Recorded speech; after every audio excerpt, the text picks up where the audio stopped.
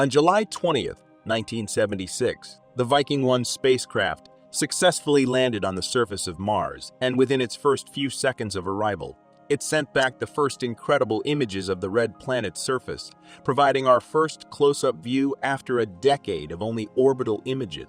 Within a few minutes of landing, Viking 1 would take an unbelievable panoramic image of the surface that still holds immense detail to this day. A day later, the spacecraft sent back a detailed color image of the surface. The image looks like something straight out of a sci-fi movie. However, if you do take a closer look, it doesn't look far off from some locations here on Earth, like the Atacama Desert in Chile. You'd be surprised at how many similarities numerous images of the two have in common. A month after Viking 1 landed, its sibling Viking 2 joined the mission, and the duo proceeded to send back a flurry of even more images from the surface of the red planet. They managed to map out 97% of the surface of Mars, revealing key details of the planet's structure, composition of its atmosphere and surface, while also searching for biological signatures of extraterrestrial life. The duo was only designed to survive for around 3 months, but they managed to live on the red planet for more than 6 years. Scientists, of course, took advantage of this and made sure they got the most out of their stay on the planet. Since then, they have been integral to our understanding of the planet and whether we could really settle on Martian soil. Way before that, Galileo Galilei was the first person to look at Mars through a telescope in 1610. Later, astronomers found polar ice caps on the planet. In the 19th and 20th centuries, some scientists, like Percival Lowell, believed they saw canals on Mars, suggesting the possibility of civilization. But these observations were later recognized as misunderstandings of geological features. Over time, rocks from Mars have fallen to Earth, offering scientists the opportunity to study fragments without leaving our planet. In 1996, the meteorite ALH 84001 caused controversy because it was thought to have evidence of Martian life. The meteorite's true composition is still heavily debated today.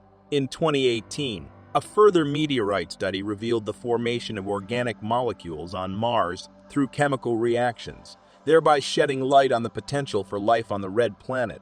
From the time of its discovery until now, the extensive exploration of Mars through telescopes, probes, and spacecraft has made it the most explored planet in the solar system, and it's the only planet where we've sent rovers to roam its alien landscape.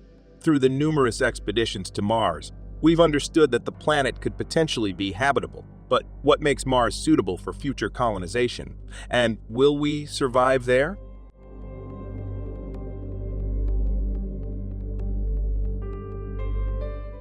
At first glance, Mars isn't a paradise like Earth can sometimes seem. Earth's oceans, lakes, rivers, flora, and fauna are usually fit for the greatest descriptions and picturesque views. In fact, the Martian surface has a cold and thin atmosphere that makes it difficult for liquid water to exist there for a significant period of time. So jumping into a Martian lake for a swim wouldn't be on the cards.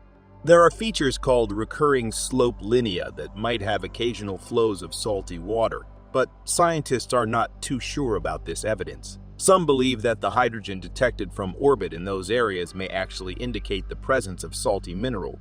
As a result, despite being only half the size of Earth, Mars has a similar amount of dry land.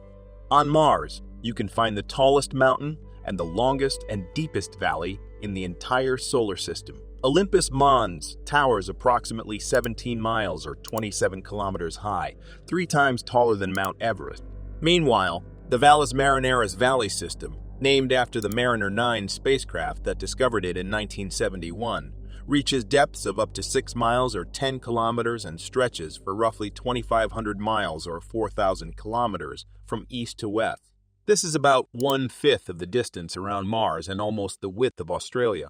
Scientists hold the belief that the Valles Marineris was primarily formed through the process of the crust stretching and splitting apart. The Valles Marineris has canyons that are 60 miles or 100 kilometers wide. These canyons meet in the middle of the valley and make a large region that is 370 miles or 600 kilometers wide. Let's just say the Grand Canyon looks like a tiny bug compared to it. The presence of large channels at the ends of some canyons and the presence of layered sediments suggest that these canyons may have once been filled with liquid water.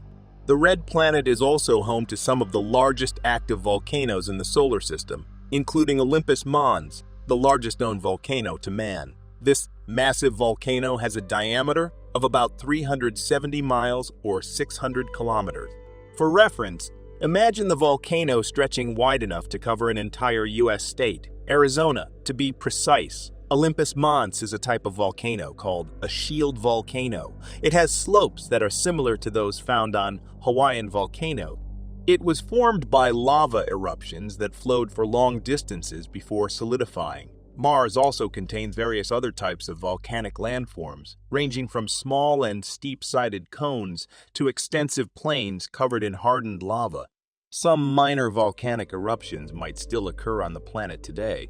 Mars has many channels, valleys, and gullies on its surface. This means that liquid water might have flowed there before, and by before, I mean over 3 billion years ago. Some of these channels can be as long as 1,200 miles or 2,000 kilometers and have widths up to 60 miles or 100 kilometers.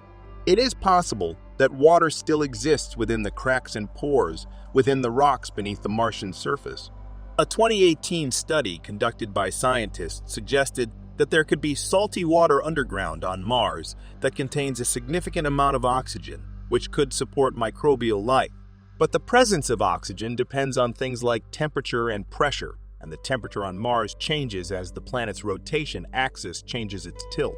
Many parts of Mars are made up of flat, low-lying plains. The northern plains are extremely flat and smooth, making them one of the flattest places in the entire solar system. It's thought that the plains on Mars might have been made by water that used to flow on the surface. The northern hemisphere of Mars generally has a lower elevation than the southern hemisphere, which suggests that the crust may be thinner in the north compared to the south. The difference in elevation between the two hemispheres may have been caused by a massive impact shortly after Mars formed. The number of craters on Mars varies greatly depending on the age of the planet. The southern hemisphere of Mars is of old origin, leading to the presence of numerous craters, including the most extensive one, known as Hellas Planitia, which measures about 1,400 miles or 2,300 kilometers in width. On the other hand, the northern hemisphere is younger and has fewer craters. Some volcanoes on Mars also have only a few craters, suggesting that they erupted recently and that the lava covered up the old craters. The odd debris around some craters suggests that the impactor hit underground water or ice, which could be a sign of mud flows that have hardened. In 2018, the European Space Agency's Mars Express spacecraft found something that might be a mixture of water and grains under the icy Planum Australe region. It's similar to slush or mud, but it's not clear how much solid material is in the water. This body of water is underground and is about 12.4 miles or 20 kilometers wide. Scientists are reminded of similar subterranean ponds in the polar region, where microbes are known to thrive.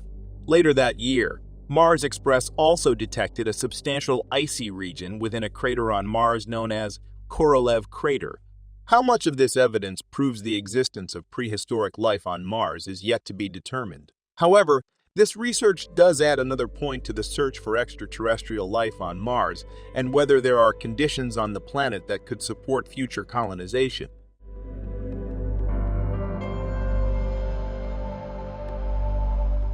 NASA estimates that the Martian atmosphere consists mainly of carbon dioxide, accounting for 95.32% of its total volume. There are also small amounts of nitrogen, argon, oxygen, and carbon monoxide, as well as small amounts of other gases like water vapor, nitrogen oxide, and neon. Mars used to have a global magnetic field, but it was lost about 4 billion years ago. Because of this, much of its atmosphere was taken away by the solar wind. However, certain regions of the planet's crust today have a stronger magnetic field than anything measured on Earth. These regions are thought to be remnants of the ancient global magnetic field. NASA's InSight lander has been studying the interior of Mars since it landed near the planet's equator in 2018. Scientists have learned about Mars' inner structure by measuring earthquakes on Mars, referred to as Marsquakes, and monitoring how the planet is tilted. They're estimating that Mars' core measures between 1110 and 1300 miles, or 1780 and 2080 kilometers, in width, and the crust is between 14 and 45 miles, or 24 to 72 kilometers, thick on average. The rest of Mars' volume is made up of the mantle. The core of Mars is likely composed of iron, nickel, and sulfur. The mantle of the planet is likely akin to Earth's, made up mainly of peridotite, a mineral composed of silicon, oxygen, iron, and magnesium. The Martian crust is likely composed mainly of basalt, a lava rock commonly found on Earth and the Moon. In the northern hemisphere, some crustal rocks may contain a type of volcanic rock called andesite, which contains more silica than basalt. In both hemispheres of Mars, there are large deposits that seem to be made up of layers of water ice and dust. These deposits go from the poles to about 80 degrees of latitude. The layers are likely to have formed over a long period of time as materials in the atmosphere settled down. These layered deposits are topped by caps of water ice that remain frozen throughout the year. During the winter on Mars, there are more ice caps that form. These caps are made of solid carbon dioxide, also called dry ice, which comes from the carbon dioxide gas in Mars' atmosphere.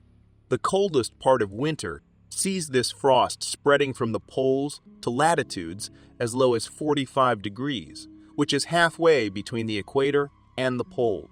The layer of dry ice looks like fluffy snow, as reported in the Journal of Geophysical Research Planets, although a snowball fight would not be recommended.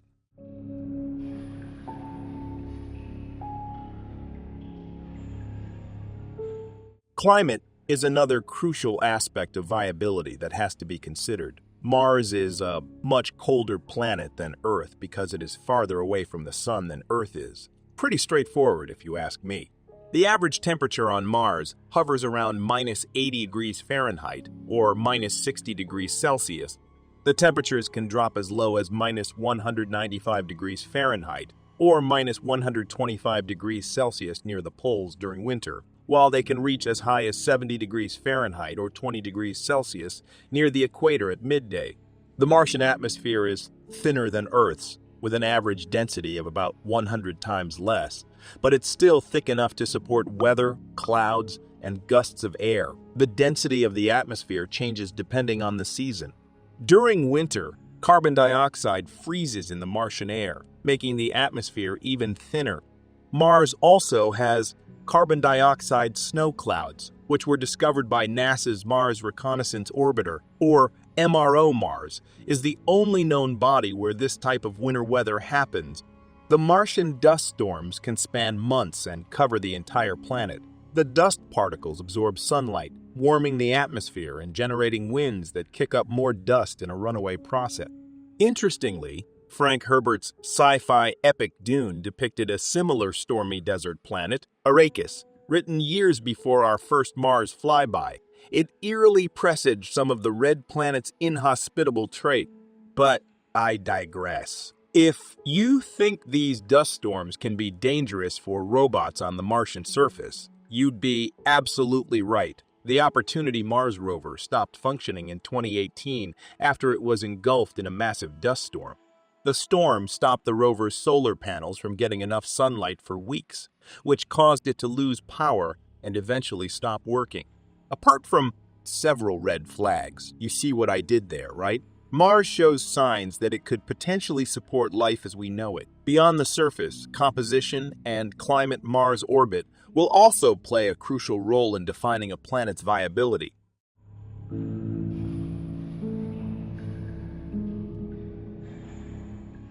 Mars is farther away from the Sun than Earth, so a year is longer there. It takes Mars about 687 days to complete one orbit around the Sun. However, Mars and Earth have similar days.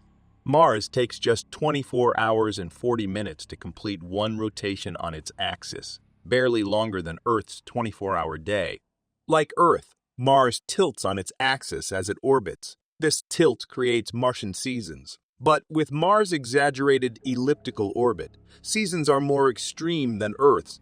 When closest to the Sun, its southern hemisphere tilts toward the Sun, leading to a short, warm summer as the North endures a bitter winter. However, When Mars is farthest away from the Sun, this is reversed, leading to a long, mild summer in the north, while the winter in the southern hemisphere is long and cold. Unlike Earth, Mars lacks a large stabilizing moon, so its tilt dramatically shifts over time, altering climate and surface conditions. Studies suggest these tilt changes impacted methane emissions, causing periodic warming that once allowed liquid water to flow on the barren landscape. All this data doesn't necessarily answer the burning questions we have about habitability, viability, and whether life does or has ever existed on Mars. But scientists and researchers believe that technological advancements and future research could provide better insight into this possibility.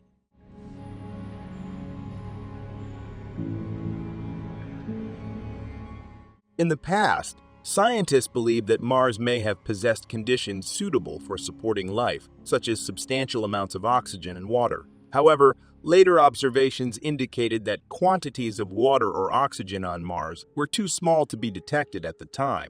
It took until 1925 for most people to agree with these findings. Even during the 1960s, some scientists held the belief that Mars could potentially harbor life, presenting elaborate theories regarding its existence. Mars has tough conditions for life. It lacks a protective magnetic field, doesn't transfer heat well, and has low atmospheric pressure that makes water turn into gas. Mars is also geologically inactive, which means that chemicals and minerals do not cycle between the surface and the inside like they do on Earth. Missions such as the Viking landers, Spirit and Opportunity rovers, Phoenix lander, and Curiosity rover have been dispatched to Mars to conduct in-depth studies of the planet. They have provided important information, but scientists still debate if Mars has ever had life.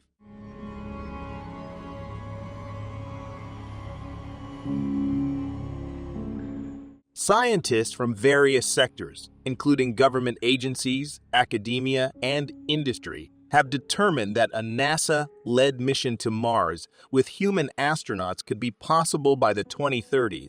While robotic missions to Mars have been successful, sending humans to the red planet is a big challenge.